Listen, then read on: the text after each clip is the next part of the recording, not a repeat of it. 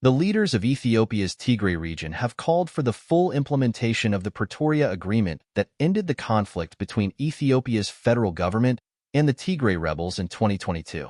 The bloc released a report about the agreement during the African Union Summit over the weekend in Ethiopia's capital, Addis Ababa. The two main leaders of Tigray, who also are political rivals, urged the AU to pay attention to the implementation of the agreement. The AU-brokered agreement, reached in November 2022, required the cessation of hostilities, return of internally displaced people, disarmament, expedition of humanitarian access, and restoration of services in the region. The agreement ended the two-year conflict and prompted the return of some social services. Just over 2 months ago, the first phase of the Pretoria Agreement's disarmament, demobilization, and reintegration program, known as DDR, was launched in Tigray. DDR aims to demobilize 371,971 combatants overall in Ethiopia, including 75,000 combatants from Tigray region in its first phase. But the Tigray region's leaders say there are outstanding issues. Some territories have not yet been returned by the federal government, and internally displaced people have not returned to disputed areas in western Tigray. The president of the Tigray Interim Regional Administration, Getachew Reda, who signed the agreement on behalf of the Tigray People's Liberation Front, or TPLF, told AU leaders that many contents of the agreement have not been implemented. Most of the focus of the international community on DDR is on the first D, the disarmament process, but the most important aspect for us is, where we disarm, should not be the end, he said. Whether we demobilize and reinstate the people who have been the former combatants is something that should be taken into account. The international community, the AU, should take this process seriously, and it should continue to press all of us to focus on this part of the Pretoria Agreement. TPLF leader Debretsion Gebremichael, who was president of the region at the time of the conflict, said that while the cessation of hostilities has been a significant milestone, there have been shortcomings.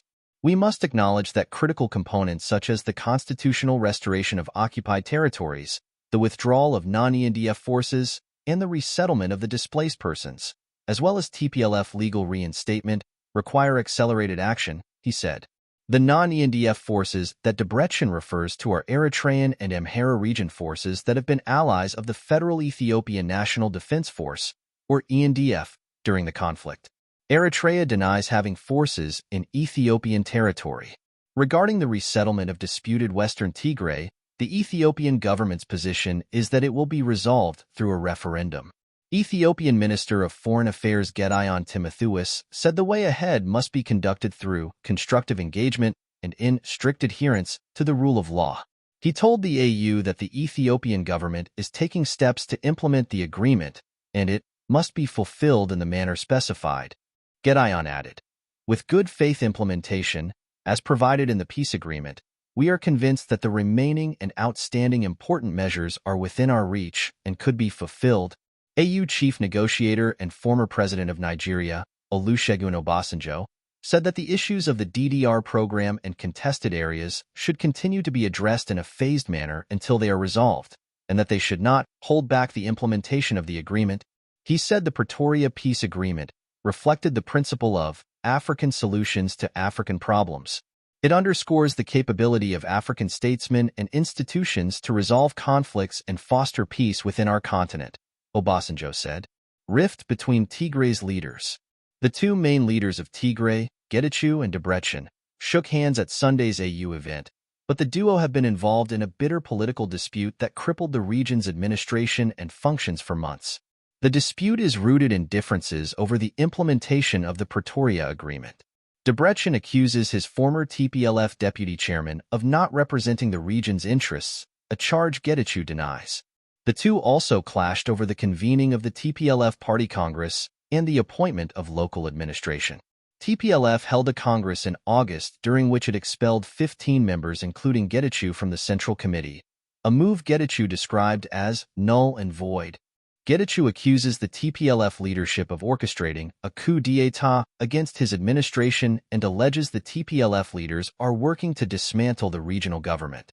The TPLF has made the same accusation against Getachew. Last month, over 200 Tigray Security Force commanders sided with Debretsion after staying neutral for many months, accusing Getachew of betraying Tigray's interests. Getachew hit back, saying the use of security forces for the benefit of a particular political faction is unacceptable. On Thursday, the National Election Board of Ethiopia, NEB, suspended TPLF from conducting any political activities for 3 months because it has yet to convene a General Assembly. TPLF rejected the suspension, accusing NEB of meddling. Whilst TPLF leadership is dealing and negotiating with relevant stakeholders to amend relations, the National Board of Elections is going out of its way to intervene and taint the party negatively, TPLF said in a statement on Friday. As a signatory of the Pretoria Agreement, we make clear our stand that the board is meddling.